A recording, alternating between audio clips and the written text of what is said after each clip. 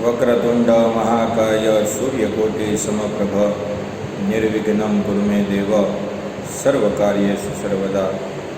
ओं त्र्यंबकं यजामहे सुगंधिं पुष्टिवर्धनम् उर्वारुकमिव बन्धनान् मृत्योर्मुक्षीयमामृतात्। આપણે વ્યાકરણ એકમ 4 અલંકાર ભણવા જઈ રહ્યા છીએ। અલંકારના મુખ્ય બે પ્રકાર છે, શબ્દાલંકાર અને અર્થાલંકાર। ફરી પાછું બોલું છું, અલંકારના મુખ્ય બે પ્રકાર છે, શબ્દાલંકાર અને અર્થાલંકાર। શબ્દાલંકારમાં શબ્દની ચમત્કૃતિ મુખ્ય છે, 9મા ધોરણમાં ભણાવ્યા છે, છતાંય રિપીટ કરીએ છીએ આપણે। શબ્દાલંકારમાં શબ્દની ચમત્કૃતિ મુખ્ય છે, જ્યારે અર્થાલંકારમાં અર્થની ચમત્કૃતિ મુખ્ય છે। શબ્દાલંકારની વ્યાખ્યાને જોઈએ, અંડરલાઈન કરીએ કે જ્યારે પંક્તિના ધ્વનિ સૌંદર્ય, નાદ સૌંદર્ય કે ચમત્કૃતિજન્ય સૌંદર્યનો આધાર ધ્વનિ કે શબ્દ હોય ત્યારે તે શબ્દાલંકાર કહેવાય છે। અહીં નાદ કે ચમત્કૃતિ જન્માવતા અવાજ કે શબ્દ બદલાય તો તેનું સૌંદર્ય રોળાઈ જાય છે, ઢોળાઈ જાય છે। જેમ કે તમે ગયા વર્ષે વર્ણાનુપ્રાસ અલંકારનો અભ્યાસ કર્યો હતો, તો વર્ણાનુપ્રાસ અલંકારની વ્યાખ્યા શું છે?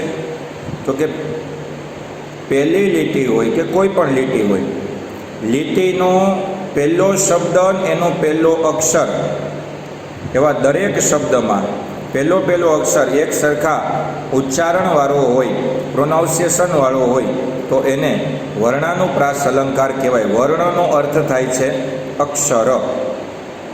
તો આમાં લખ્યું છે કે કામિની કોકિલા કેલી કૂજન કરે, સાગરે ભાસતી ભવ્ય ભરતી। તો આપણે આનો અર્થ નથી જોવાનો, શું કામ? કેમ કે આ તો શબ્દાલંકાર છે, આના અર્થારે કોઈ લેવા દેવા નથી। તો આપણે શું કરવાનું? કામિનીનો આખી લીટી છે, બે કે બેથી વધારે વાર એકનો એક અક્ષર શબ્દની શરૂઆતમાં આવે ત્યારે વર્ણાનુપ્રાસની વ્યાખ્યા છે કે લીટીની અંદર એકનો એક અક્ષર બે કે બેથી વધારે વખત વાક્યમાં શબ્દની શરૂઆતમાં આવે છે ત્યારે તેને વર્ણાનુપ્રાસ અલંકાર કહે છે। જોઈએ, કામિની કોકિલા કેલી કૂજન કરે, તો કામિનીની અંદર પહેલો અક્ષર ક આવ્યો, કોકિલામાંય ક આવ્યો, કેલીમાંય ક આવ્યો, કૂજનમાં પણ ક અને કરેમાં પણ ક।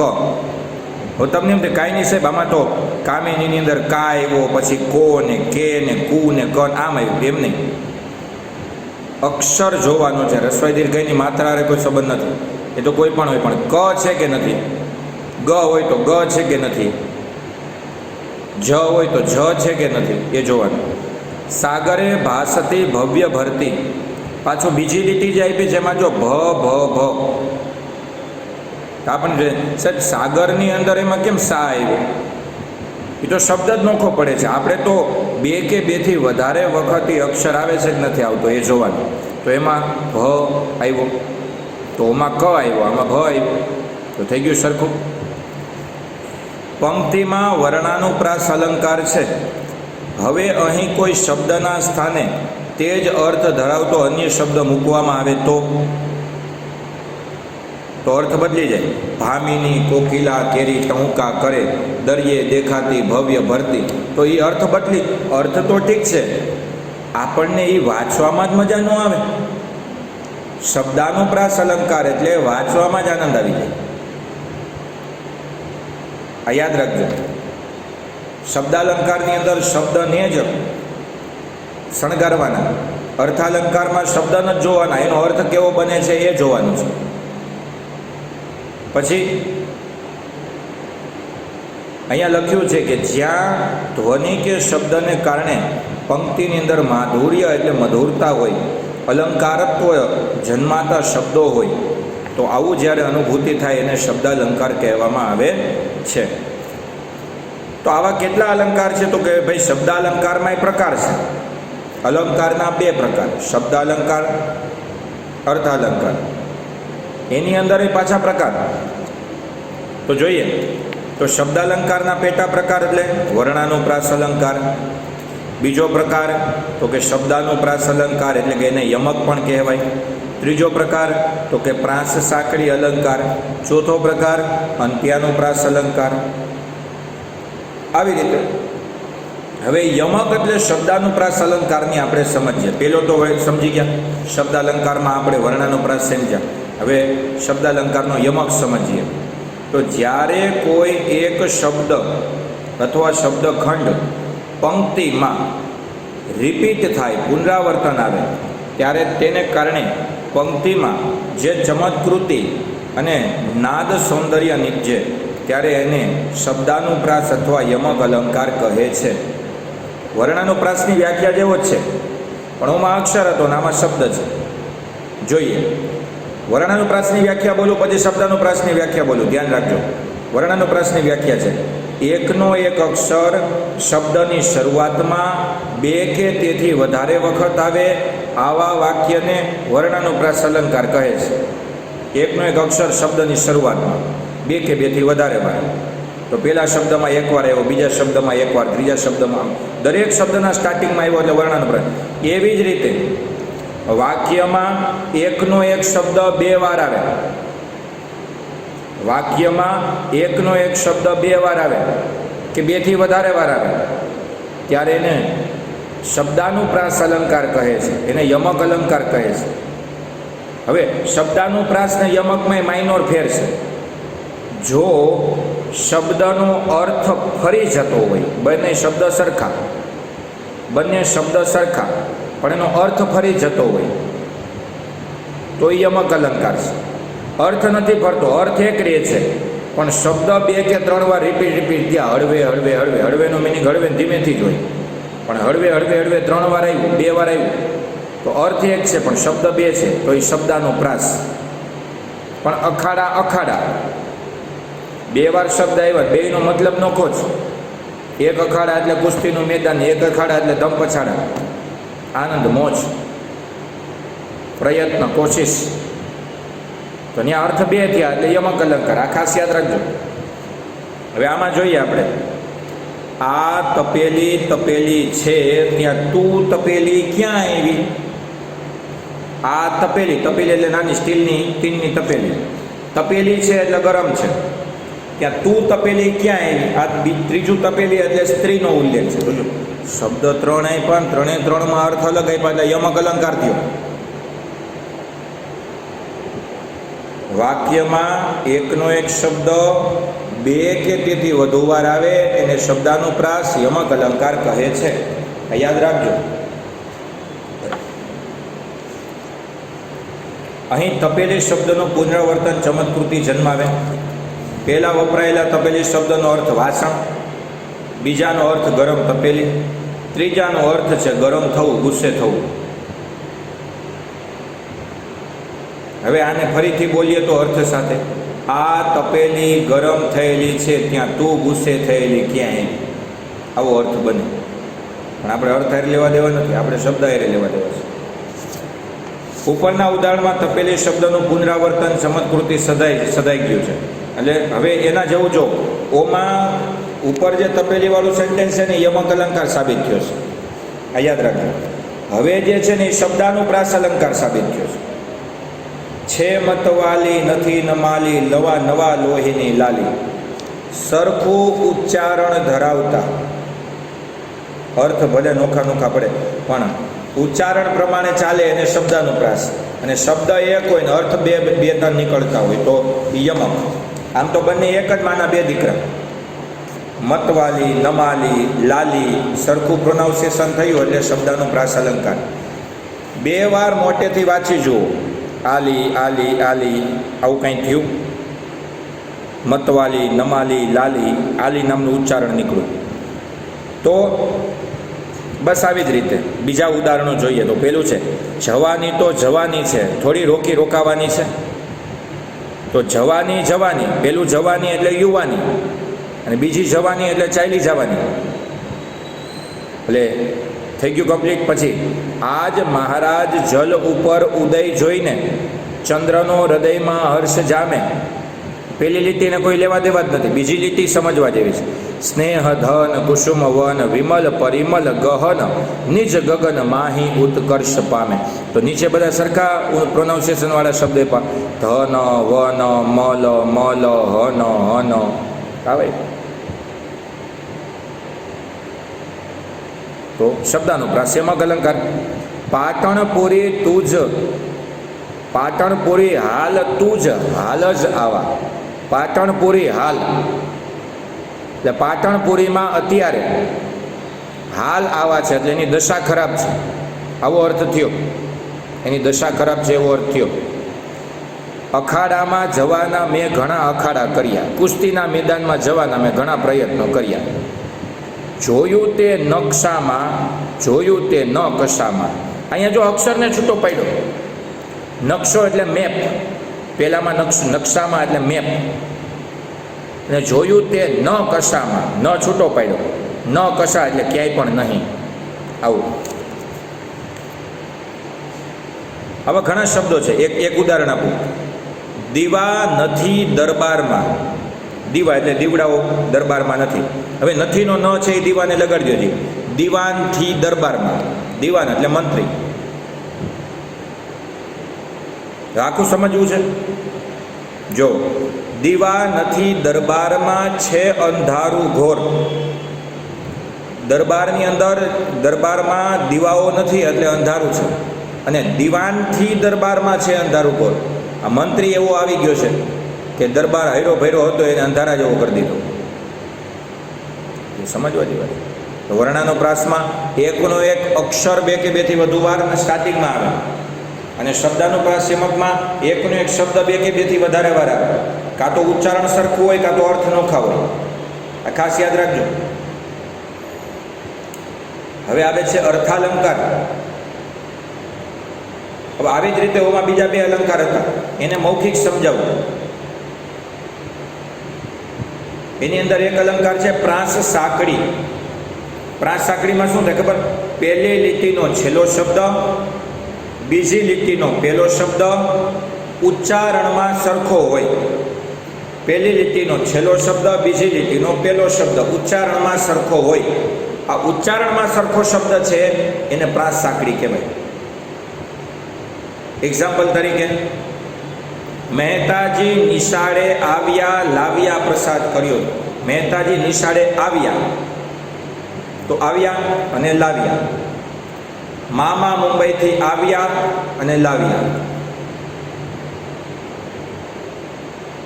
મુંબઈથી આવ્યા મામા, સામા અમે લેવા ગયા. મામા સામા. તો બધા સરખા પ્રોનાઉન્સિએશન છે. તો પ્રાસ સાંકળી અલંકાર થાય. પહેલી લીટીનો છેલ્લો શબ્દ, બીજી લીટીનો પહેલો શબ્દ ઉચ્ચારણમાં સરખો હોય.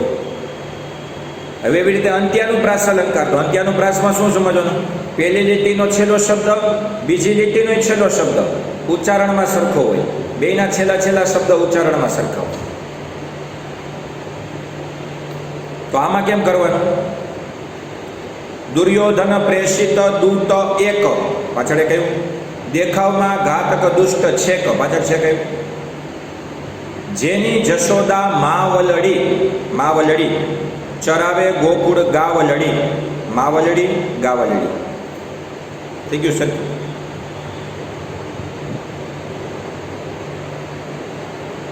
એટલે આવું છે. ચારે ચારની વ્યાખ્યા યાદ રાખજો, શાંતિથી બોલું છું. એકનો એક અક્ષર શબ્દની શરૂઆતમાં બે કે તેથી વધુ વખત આવે તેને વર્ણાનુપ્રાસ અલંકાર કહે છે. એકનો એક શબ્દ બે કે તેથી વધુ વાર આવે, તેનો અર્થ અલગ અલગ હોય અથવા તેનું ઉચ્ચારણ એક સરખું હોય તેને શબ્દાનુપ્રાસ યમક અલંકાર કહે છે. પહેલી લીટીનો છેલ્લો શબ્દ, બીજી લીટીનો પહેલો શબ્દ ઉચ્ચારણમાં સરખો હોય તેને પ્રાસ સાંકળી અલંકાર કહે છે. પહેલી લીટીનો છેલ્લો શબ્દ, બીજી લીટીનો પણ છેલ્લો શબ્દ ઉચ્ચારણમાં સરખો હોય તેને અંત્યાનુપ્રાસ અલંકાર કહે છે. આ શબ્દાલંકારના 4 સ્ટેપ: વર્ણાનુપ્રાસ, શબ્દાનુપ્રાસ એટલે યમક, પ્રાસ સાંકળી અને અંત્યાનુપ્રાસ. વર્ણાનુપ્રાસને વર્ણ સગાઈ પણ કહેવાય, અક્ષરોની સગાઈ કરવી એટલે વર્ણાનુપ્રાસ. શબ્દાનુપ્રાસ એટલે સામસામા શબ્દોનો અનુપ્રાસ મળવો, ઉચ્ચારણ મળવું, અર્થ મળે નોખો પડવો. પ્રાસ સાંકળી સરખા ઉચ્ચારણની સાંકળ બનવી, આ બાજુથી છેલ્લો ને આ બાજુથી પેલો સાંકળ. અંત્યાનુપ્રાસ બંનેમાં છેલ્લે હોવા. શબ્દાલંકાર પૂરો. અલંકારના 2 પ્રકારમાં શબ્દાલંકાર પૂરો. હવે આવ્યો છે અર્થાલંકાર. તો પાઠ્યપુસ્તક મુજબ, પાઠ્યપુસ્તક પ્રમાણે, પાઠ્યપુસ્તકમાં જે અલંકારો આપ્યા છે આપણે ભણીએ તો એની અંદર જોઈએ અર્થાલંકારની વ્યાખ્યા. જેમ શબ્દના કારણે સૌંદર્યનો, માધુર્યનો અનુભવ કરાવે તે શબ્દાલંકાર, એમ અર્થના કારણે માધુર્યનો અનુભવ કરાવે તે અર્થાલંકાર. શબ્દને કારણે અનુભવ કરાવે શબ્દાલંકાર, અર્થને કારણે અનુભવ કરાવે અર્થાલંકાર. જોઈએ. દમયંતીનું મુખ ચંદ્ર જેવું સુંદર છે. અર્થ આવ્યો. આમાંય પ્રકાર પડે અર્થાલંકારમાં: ઉપમા, રૂપક, ઉત્પ્રેક્ષા, અનન્વય, વ્યાજસ્તુતિ, સજીવારોપણ, વ્યતિરેક. પ્રકાર પડે: ઉત્પ્રેક્ષા, શ્લેષ, અતિશયોક્તિ. આ 9 અલંકારના પ્રકાર છે. આ અર્થાલંકારના 9 પેટા પ્રકાર. શબ્દાલંકારના 4 પેટા પ્રકાર: વર્ણાનુપ્રાસ, શબ્દાનુપ્રાસ, પછી પ્રાસ સાંકળી અને અંત્યાનુપ્રાસ. એવી રીતે અર્થાલંકારની અંદર ઉપમા, રૂપક, ઉત્પ્રેક્ષા, અનન્વય, વ્યાજસ્તુતિ, વ્યતિરેક, શ્લેષ, સજીવારોપણ અને અતિશયોક્તિ. કેટલા થયા? 9. 5 ને 4 9. તો ઉપમા અલંકાર હોય ને એની અંદર આવે જેવો, જેવી, જેવા, રૂપી, સરખું, સમાન, સદૃશ, પેઠે, તુલ્ય, માફક વગેરે બધું. તો દમયંતીનું મુખ ચંદ્ર જેવું સુંદર છે. અહીં ઉપમા અલંકાર છે. મુખ છે એ ઉપમેય છે. હવે આમાં પાછા આ અલંકાર હોય ને એમાં 4 સ્ટેપ પડે: ઉપમેય, ઉપમાન, ઉપમાવાચક શબ્દ, સાધારણ ધર્મ. ઉપમેય એટલે જેની સરખામણી કરવાની છે. ઉપમાન એટલે જેની સરખામણી જેની સાથે થવાની છે. એટલે ઉપમેય કરતાં ઉપમાન બેસ્ટ હોય, ધી બેસ્ટ હોય. ઉપમેય એટલે સરખામણી કરવાની, તો દમયંતીના મુખની સરખામણી કરવાની. ઉપમાન સાથે એટલે ચંદ્ર સાથે. સાધારણ ધર્મ જેવો, જેવી, જેવા વગેરે. એટલે ઉપમાવાચક શબ્દ એટલે જેવો, જેવી, જેવા વગેરે. સાધારણ ધર્મ શું? તો કે બંનેમાં કોમન શું? તો કે બંને સુંદર છે. દમયંતી સુંદર છે, ચંદ્ર સુંદર છે. એટલે આ બહુ સમજવા જેવો અલંકાર છે. મુખ ઉપમેયની ચંદ્ર ઉપમાન સાથે સરખામણી છે, જેવું ઉપમાવાચક શબ્દ છે. મુખ ઉપમેય છે, ચંદ્ર ઉપમાન છે, જેવું છે એ ઉપમાવાચક શબ્દ છે. અને અભિવ્યક્તિની સચોટતા એટલે સુંદરતા. હવે મુખને સ્થાને ચહેરો શબ્દ મૂકો, ચંદ્રને બદલે શશી પ્રયોજ્ય. દમયંતીનું મુખ શશી જેવું શોભે છે એમ ન લખાય, શશી સમ શોભે. તો સમ એટલે જેવું, સમાન, સરખું. મેં કીધું આની અંદર કેવા શબ્દો આવે? જેવો, જેવી, જેવા, રૂપી, સરખું, સમાન, સદૃશ, પેઠે, તુલ્ય, માફક. આવા શબ્દો ઉપમા અલંકારમાં આવે. તમે જોઈ શકો છો કે શબ્દો બદલાયા છે પણ અભિવ્યક્તિનું સૌંદર્ય જળવાયું છે, કારણ કે અર્થ જળવાયેલા છે. તેમ ઉપમા, રૂપક, ઉત્પ્રેક્ષા, વ્યતિરેક, અતિશયોક્તિ વગેરે અર્થાલંકારનો અભ્યાસ કરવાનો છે. અહીં તમે શ્લેષ, સજીવારોપણ, વ્યાજસ્તુતિ અને અનન્વય અલંકારોનો પણ અભ્યાસ કરશો. એટલે આમાં ભલે 5 જ આપ્યો, આપણે 9 ભણવાના. શ્લેષ અલંકાર. ઉપમા તો ભણ્યા, આમાં કીધું તમારે શ્લેષ સજીવારો પણ વ્યાસસ્તુતિ અનંતભાઈ ભણવાના. હાલો ભણીએ, આપણને શું વાંધો છે? ફરે તે ચરે બાંધો ભૂખો મરે. જે ઢોર ફરે એ ચરે, એને ખાવાનું જડી દે, પણ જે બાંધ્યું હોય ભૂખું મરે. નથી ભણવું, નથી વિડીયો જોવો તો નહીં ભેગું થાય.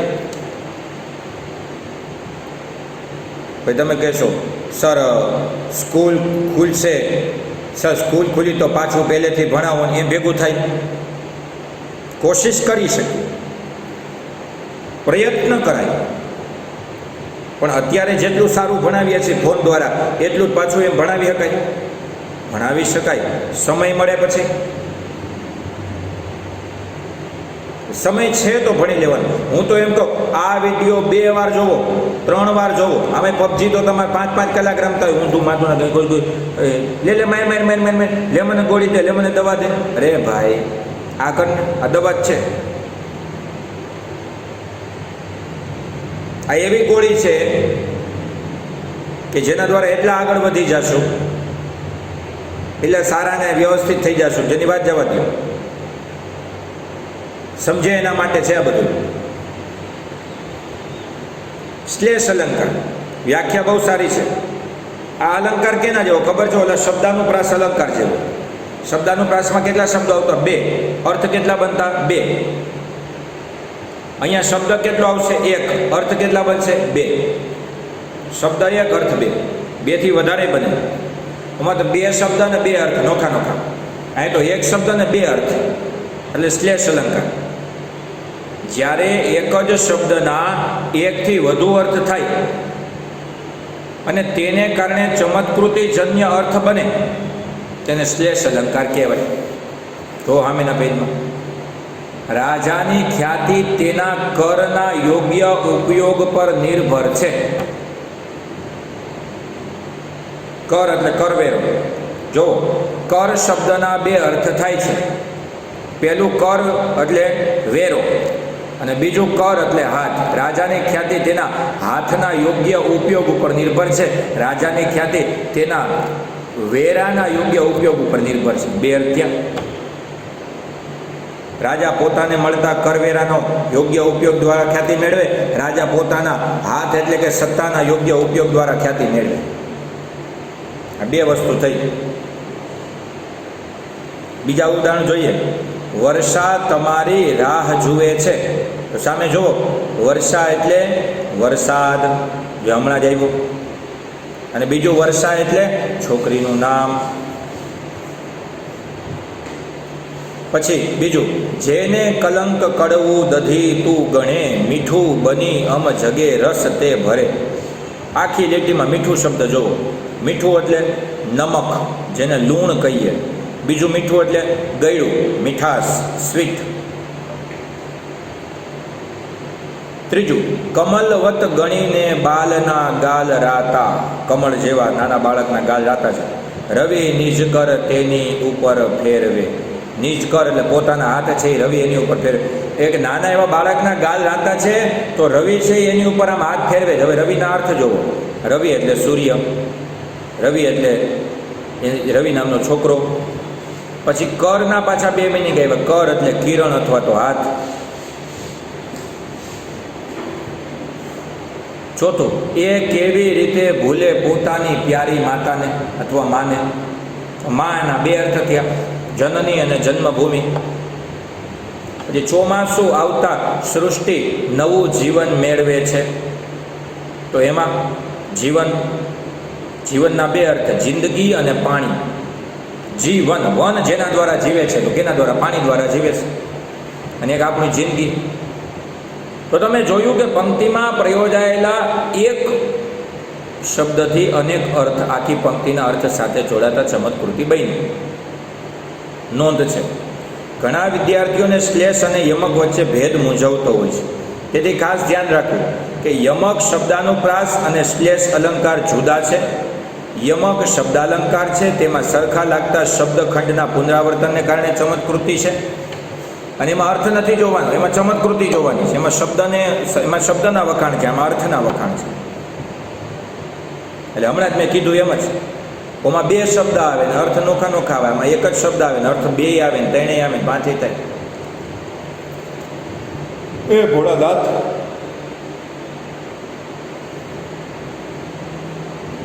જ્યારે શ્લેષ અર્થાલંકાર છે તેમ એક જ શબ્દના એકથી વધુ અર્થ હોય અને અનેક અર્થ કારણે આખું પંક્તિ અને ઉક્તિ અનેક અર્થ બને છે, એટલે એને શ્લેષ અલંકાર કહેવાય. યમક અલંકારમાં શબ્દ પુનરાવર્તન પામે, એકનો એક શબ્દ બે વાર આવે, ત્રણ વારે આવે. એટલે શ્લેષ અલંકારમાં શબ્દ એક જ હોય, અર્થ 2, 3, 4, 5 બને. હવે એવો સજીવારોપણ, અર્થથી જ ખબર પડે.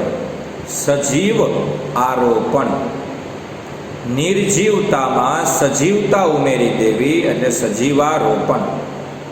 જોઈએ, જ્યારે કોઈ જડ વસ્તુ હોય, અમૂર્ત નિર્જીવ વસ્તુ હોય, એમાં ચેતન તત્વ નાખવામાં આવે, એમાં સજીવતા રોકવામાં આવે, એને સજીવારોપણ કહેવાય. એક્ઝામ્પલ તરીકે તમને એમ કહું, ફોન હસે છે, તો ફોન હશે. આ ફોનમાં અમુક વિડીયો જોઈને આપણે હસતા હોય, ફોનમાં જોક્સ ચાલુ કર્યો, જોક્સ સાંભળીને આપણે હસતા હોય, ફોન કેમ હશે? એટલે નિર્જીવને સજીવ બનાવી દો એટલે સજીવારોપણ. માણેકના કરુણ ચિત્કારે તેમનો પીછો પકડ્યો. માણેકના કરુણ ચિત્કારે, ચિત્કાર એટલે અવાજ, ખરેખર અવાજ નિર્જીવ છે. હવે અવાજ સજીવ છે એવું સમજે તો પીછો પકડ્યો. અવાજ કોઈની વાહે જાય? માણસ વાહે જાય. કોઈ ઢોર હોય તો એની પાછળ જાય. અવાજ કોઈની પાછળ જાય. આ થોડેક સુધી સંભળાય, પણ એ કાન બંધ કરજો તો એ સંભળાતો બંધ થઈ જાય. કરુણ ચિત્કારે પીછો પકડ્યો એટલે જે પીછો પકડવાની વાત છે એટલે સજીવારોપણ. ચિત્કાર એટલે ચીસ, એક કરુણ તીવ્ર અવાજ, પણ ચિત્કાર ચેતન તત્વ છે. ચિત્કાર પર ચેતન તત્વનું સજીવનું આરોપણ કરવામાં આવ્યું, અવાજને સજીવ બનાવ્યો અને પાછો પીછો પકડવાની વાત કરી. પાછળ ફેરવીએ, બીજા ઉદાહરણોને જોઈએ બેટા.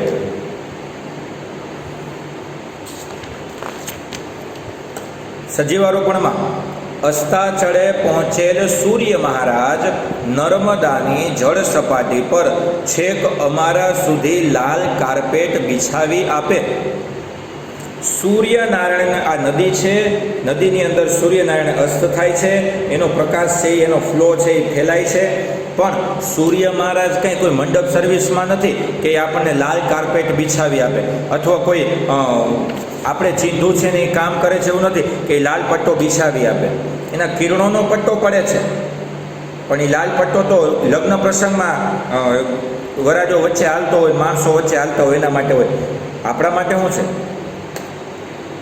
લાલ કાર્પેટ બિછાવી આપો, નિર્જીવને સજીવ બનાવ્યું એટલે સજીવારોપણ. પછી ખીણમાંથી સાગ છેક સૂર્ય સાથે હરીફાઈ કરવા મથે. માણસ હરીફાઈ કરે, વૃક્ષ હરીફાઈ ન કરે. અને સાગનું વૃક્ષ સૂર્ય સુધી વૈજ્ઞાનિક નથી પહોંચ્યા. સાગનું વૃક્ષ કેમ પહોંચે? પણ એટલું સાગનું વૃક્ષ એટલું ઊંચું થાય છે, એટલું આગળ ઊંચું વધે છે, ઉગે છે, એટલે હરીફાઈ કરે છે એવું જણાવ્યું. પછી લડી લડીને હેત કરતા વાંસના ઝુંડના ઝુંડ. વાંસના વૃક્ષો આમથી આમ ઝૂલે ખરા, પણ હેત કરતા એટલે વૃક્ષ હોય તો વૃક્ષ આપણને બથ ભરે થાય, આવતામાંથી આવતા. આપણે વૃક્ષ પાસે જઈને વૃક્ષની ડાળખીઓ આપણને ઊંચો તેડી દઈએ, કેમ છો, મજામાં, આવું કરીએ થાય. નિર્જીવને સજીવ બનાવ્યું. વૃક્ષ સજીવ છે, પણ વૃક્ષ વહાલ નથી કરતું, વહાલ માણસ કરે. માણસની તમામ બાબતોને નિર્જીવમાં ઉમેરી દેવામાં આવે એટલે સજીવારોપણ. માણેકની ચીસ એમની પાછળ દોડતી દોડતી આગળ ચાલી. ચીસ પડી, રાડ પડી, એ ભાઈ, એ ભાઈ, વાહે દોડે એવું ક્યાં જોયું? એ ભાઈ દોડતો આવે, તબડક તબડક તબડક. અને નિર્જીવને સજીવ બનાવ્યું. અમારી સંસ્થા વિવિધ પ્રતિભા ધરાવતા બાળકોનું સન્માન કરશે. સંસ્થા સન્માન કરે, સંસ્થાના માણસો સન્માન કરે, સંસ્થાના લોકો સન્માન કરે. એવડી મોટી સંસ્થા આખી બિલ્ડિંગ માથે આવે થાય સન્માન કરવા. એવું છે. સાદું વાક્ય, ફૂલો હસતા હતા. ફૂલ ઉગે ખરા, ફૂલ હશે નહીં, પણ હસાવ્યા. નિર્જીવમાં સજીવ બનાવ્યું, સજીવારોપણ. એટલે આ બહુ સમજવા જેવી વસ્તુ છે. રામના વિરહમાં પથ્થરો રડવા લાગ્યા. પથ્થર રડે? હા, એ પાણું કોકને મારો તો સામેવાળો રડે. ઉપાડી માર્યો લેતો જ જાતો એટલે એ રડે, પણ પથ્થર રડે નહીં. તમારી યાદમાં તો ઓશિકું રડવા માંડ્યું. ઓશિકાને રડીને ક્યાં જવું? આ ઓશિકામાં આપણે માથું ઊંધું નાખીને રડતા હોય પછીનો પ્રશ્ન છે. રિહાઈ ગયા હોય ને રોતા હોય. દરેક વિદ્યાર્થી આવું કરતા હોય. રમવાની બાબતમાં, ખાવા પીવા જવાની બાબતમાં, રખડવાની બાબતમાં. પપ્પા કે મમ્મી ખીજાય એટલે ઓશિકું ભીનું કરી નાખી એટલું રોવે. અંતે એનું હાલે તો નહીં. તો ભાઈ હું કામ રોવું? અહીં સૂર્ય, સાગ, વાંસ, ચીજ, સંસ્થા જેવા જડ નિર્જીવ બાબતો, અમૂર્ત બાબતો પર સજીવ તત્વનું આરોપણ કરવામાં આવ્યું, એટલે સજીવારોપણ. હવે વ્યાજ સ્તુતિ અલંકાર. વ્યાજ સ્તુતિ અલંકારને જોઈએ આપણે.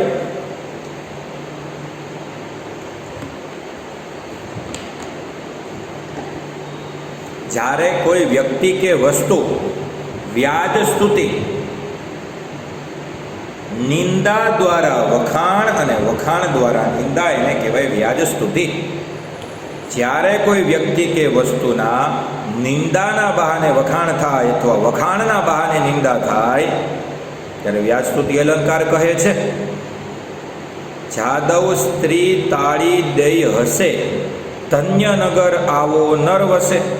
યાદવોની સ્ત્રીઓ એકાબીજાને તાળીઓ મારી મારીને કહે છે કે ધન્ય હશે એવું નગર જ્યાં આવો માણસ રહેતો હશે. કીધા હશે વ્રત તપ અપાર, એટલા બધા વ્રત અને તપસ્યા કરી હશે તે સ્ત્રી પામી હશે આ ભરથાર. એ સ્ત્રીને આવો પતિ મળ્યો હશે. એટલે પહેલી લીટીમાં વખાણ કરે પણ બીજી લીટીમાં નિંદા કરી નાખી, તરિયા જાટા. દેખીતી રીતે કોઈ વ્યક્તિ, અહીં કોઈ વ્યક્તિ એટલે સુદામા, ભગવાન કૃષ્ણના પરમ સ્નેહી મિત્ર.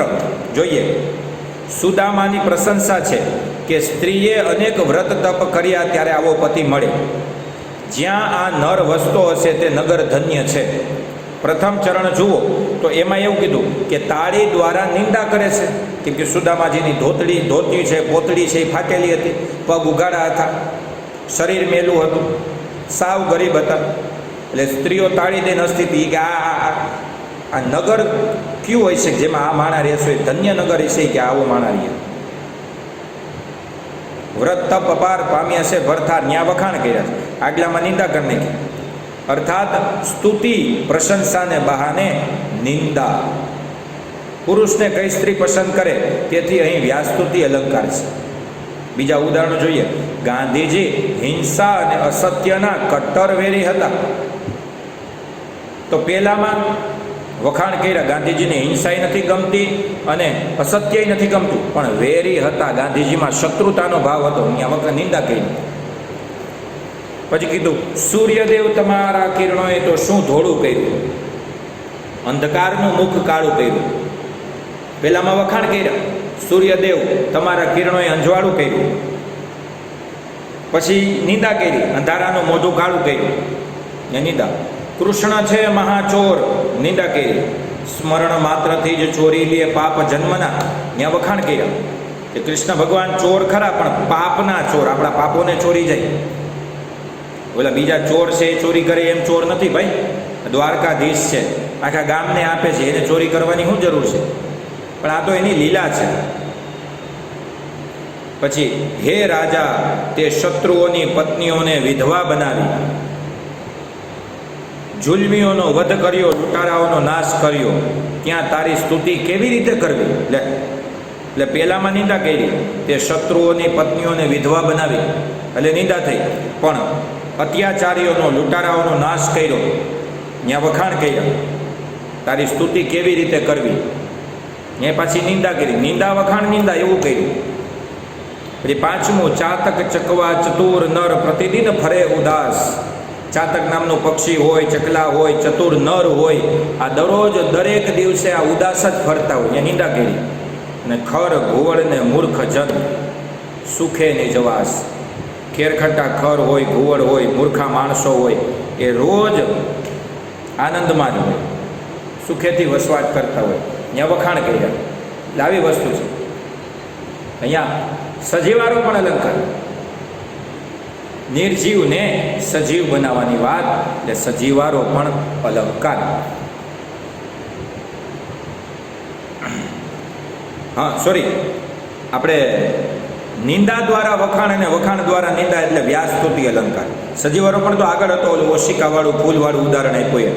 હા, એ થોડુંક નામ વાંચ્યું એટલે સજીવારો પણ બોલાઈ ગયો. વ્યાસસ્તુતિ અલંકાર. તો પહેલાં આપણે ફરી પાછું થોડુંક રિપીટ કરતો. અલંકારના બે પ્રકાર, શબ્દાલંકાર, અર્થાલંકાર. શબ્દાલંકારના 4 પ્રકાર: વર્ણાનુપ્રાસ એટલે વર્ણ સગાઈ, શબ્દાનુપ્રાસ એટલે યમક, પ્રાસ સાંકળી, અંત્યાનુપ્રાસ. પછી અર્થાલંકાર. અર્થાલંકારમાં ઉપમા અલંકાર એટલે જેમાં જેવો, જેવી, જેવા, બરોબર. ઉપમા અલંકાર પછી અલંકાર ભણીને આપણે શ્લેષ અલંકાર એટલે એક શબ્દ અને 2 કે 2થી વધારે અર્થ. શ્લેષ અલંકાર પછી ભણ્યા સજીવારોપણ અલંકાર કે જેમાં નિર્જીવમાં સજીવતા ઉમેરી દેવી. અને પછી વ્યાસસ્તુતિ અલંકાર કે નિંદા દ્વારા વખાણ અને વખાણ દ્વારા નિંદા. હવે છેલ્લો અલંકાર આવે છે અનન્વય અલંકાર. છેલ્લો અલંકાર કયો આવે છે? અનન્વય અલંકાર. જોઈએ, જ્યારે કોઈ વાત સચોટતાથી મૂકવી હોય, અનન્વય અલંકાર એટલે. અનન્વય અલંકાર એટલે શું ખબર? એકનો એક શબ્દ અર્થ વગર પાછો રિપીટ થાય. ઉપમેય છે એ જ ઉપમાન છે. અહીંયા આપણને ઘણી વાર એવું થાય, સર તો એકનો એક શબ્દ 2 વાર આવ્યો તો આ શબ્દનો પ્રાસ ન થયો, યમક ન થયો? નહીં, એવું નથી. કેમ કે અર્થ બદલતો નથી ને. અર્થ નથી બદલતો એટલે આ અનન્વય અલંકાર છે. ઉપમેય છે, ઉપમેયને ઉપમાન ન મળ્યો એટલે ઉપમેય કે કાંઈ વાંધો નહીં, હું પોતે જ ઉપમાન બની જાઉં છું. જ્યારે કોઈ વાત સચોટતાથી મૂકી હોય ત્યારે અન્ય કોઈ બાબત સાથે સરખામણી કરી કશાની પણ કલ્પના કરી અભિવ્યક્તિ સધાય. પરંતુ ક્યારેક એવું થાય કે સરખામણી કરવા માટે કોઈ બાબત ઉપમાન ન મળે ત્યારે અહીંથી સાચી વ્યાખ્યા અહીંથી છે કે ઉપમેયની સરખામણી કરવા માટે ઉપમાન હોવું જ જોઈએ, પણ નથી મળતું ત્યારે, ઉપમાન નથી મળતું ત્યારે ઉપમેય પોતે જ ઉપમાન બને, એને અનન્વય અલંકાર કહે છે. તો જો પહેલામાં લખ્યું છે, ઘણી વાર એવું માં, આમાં જ લખ્યું છે માં તે માં. તો માં એ માં, માતાને બીજું ઉપમાન ન મળ્યું એટલે માં પોતે જ માં, સચોટતા. પછી મનેખ જેવા મનેખને કપરો કાર આવ્યો. મનેખ એટલે માણસ, તો બીજું મનેખ એટલે માણસ, માણા જેવા માણસને કાર આવ્યો એમ. પછી ગીલાનો છકડો એટલે ગીલાનો છકડો. જૂની ચોપડીમાં છકડાવાળો પાઠ આવતો, બહુ મસ્ત મજાનો, ત્રિભુવનદાસ લુહારમાં. ગીલાનો છકડો એટલે ગીલાનો છકડો, જેમાં કંઈ ઘટે નહીં. હા મોજ, હા, એના જેવું કામ કરશે. પછી ભાઈ સ્વર્ગ તો સ્વર્ગ છે, આ મૃત્યુલોકમાં એની શી કલ્પના. સ્વર્ગ એ સ્વર્ગ એમ, સ્વર્ગ છે એને બીજું કોઈ સરખામણી માટે ન મળ્યું એટલે બીજું સ્વર્ગ છે એને જ પાછું રિપીટ કર્યું. શિયાળો એ શિયાળો, હીરો એ હીરો, કાચ એ કાચ. બસ આ અનન્વય અલંકાર. માં તે માં, ગાંધીજી તે ગાંધીજી, હિમાલય એટલે હિમાલય, સાયકલ એટલે સાયકલ. નોંધ છે મિત્રો, અહીં એક બાબત ધ્યાનમાં રાખવા જેવી છે કે સરખામણી છે, તેથી સમૂહ, જેવો, જો જેવો, જેવી, સરખું, સમાન, સદૃશ, પેઠે, તુલ્યમ, આવા કોઈ શબ્દો આવે તો પાછો ઉપમા અલંકાર થાય. માત્ર ઉપમાવાચક શબ્દને ધ્યાનમાં રાખીને ઉપમા અલંકાર નહીં કહેવાનો આને, આમાં આવે તો આને ઉપમા અલંકાર ન કહી શકીએ આપણે. યાદ રાખજો, આને અનન્વય અલંકાર જ કહેવાય. જેવો, જેવી, જેવા ભલે આવતું હોય પણ 2 શબ્દો થયા અને સચોટતા આપી છે એટલે આને ઉપમા અલંકાર ન કહેવાય, અનન્વય અલંકાર જ કહેવાય. બીજું પછી કીધું કે સરખામણી હોય પરંતુ જ્યારે ઉપમેય એ જ ઉપમાન હોય તો અલંકાર અનન્વય બની જાય. ઉપમેય અને ઉપમાન અલગ અલગ હોય તો ઉપમા અલંકાર, ઉપમેયની સાથે ઉપમાનની સરખામણી કરી છે, દમયંતીના મોઢા સાથે ચંદ્રની સરખામણી કરી છે, તો ઉપમા અલંકાર છે. પણ દમયંતીનું મોઢું જ છે, તો અનન્વય અલંકાર છે. દમયંતીનું મુખ એટલે દમયંતીનું મુખ. આ અલંકારમાં તે ને એટલે ને આવું વધારે. અહીંયા સુધી આપણે જે અલંકાર ભણ્યા પાઠ્યપુસ્તકમાંથી, આ અલંકારને વાંચી લેવા, અંડરલાઇનની સાથે ટીક કરવા, દરેક લીટી ફરજિયાત પાકી કરવાની છે. પરીક્ષાની અંદર આમાંથી જ અલંકાર પૂછાય છે. એટલે ખાસ શાંતિથી 2 વખત વિડીયો ભલે જોવો પડે, શાંતિથી જોવો. અસ્તુ. જય હિન્દ, જય ભારત, મહાદેવ હર.